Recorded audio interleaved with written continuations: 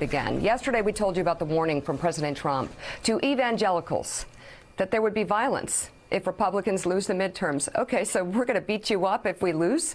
He told religious leaders during a closed-door dinner on Monday night that his opponents are violent people who will overturn the gains made during his administration quickly and violently. Yesterday, the president was asked about those remarks. I just hope there won't be violence. I can tell you that because that's the way, I guess, if you look at what happens, there's a lot of unnecessary violence all over the world, but also in this country, and I don't want to see it. Mike Barnicle, I'll let you take it from there. I mean, first of all, the opponents are violent. And what do you make of the President of the United States? Really, is he predicting or is he inciting? You know, Mika, this has been an interesting few minutes listening to all of this around the table.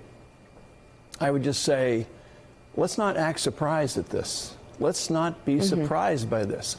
This has been going on for months, at least 18 months, and if you include the campaign of 2016, for a couple of years. And here are the themes: crime, immigration, Muslims, MS-13, border security. And the larger theme, unfortunately, for us right now in this country, culturally, is this. The bottom line is, put all of those together, as articulated by the President of the United States and various candidates for various offices, including Mr. DeSantis down in Florida. The larger overriding theme is, look, you white people, your world is being taken from you. Be careful. Listen to me, because you are going to be swallowed up by a cultural tsunami. So follow us. We're the party of white people. Well, Jim Vandehei, I do agree the shock is exhausting, but it is also a worry, a fear, and well, I'll just say in my opinion, that we become desensitized. I think what happened in the DeSantis campaign, those comments that he made were wrong, and they should be shocking at this point. But this is the direction of the Republican Party being led by this president. How does that really show as a foreboding for the midterms, how ugly this could get?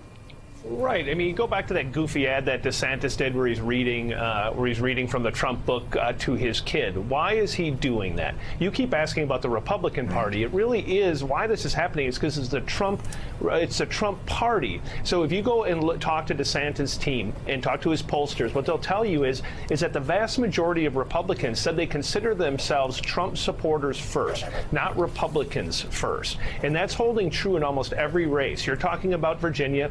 You have the exact same dynamic in Georgia, in the gubernatorial race there, where you have a Trump-backed conservative who no one thought could win on one side, and then you have a liberal minority woman on the other side. You're going to see a lot of the same politics in Georgia, which could become a swing state, as you're seeing in Florida, which already is a swing state. And I do think this is a preview of what you're going to see in 2020. It is it's what you guys were talking about in terms of it is defining the Republican Party right now.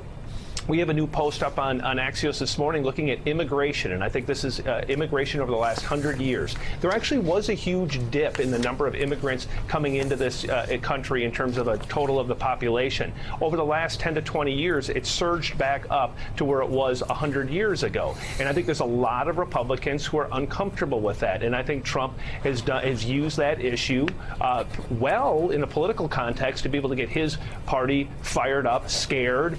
And it's what you were talking about before in terms of that's what links all the issues together: immigration, gangs. Why would MS-13 be an issue in some districts where they don't even have MS-13 present? Because it plays on people's fear, and fear is such a motivator in politics. I think it's one of the very unfortunate things about this moment in politics is that you have a large number of people who shouldn't be scared, who are scared about things that aren't even happening in their neighborhood, and that in many cases actually isn't even happening in the country. Thanks for checking out MSNBC on YouTube, and make sure you subscribe to stay up to date on the day's biggest stories. And you can click on any of the videos around us to watch more from Morning Joe and MSNBC. Thanks so much for watching.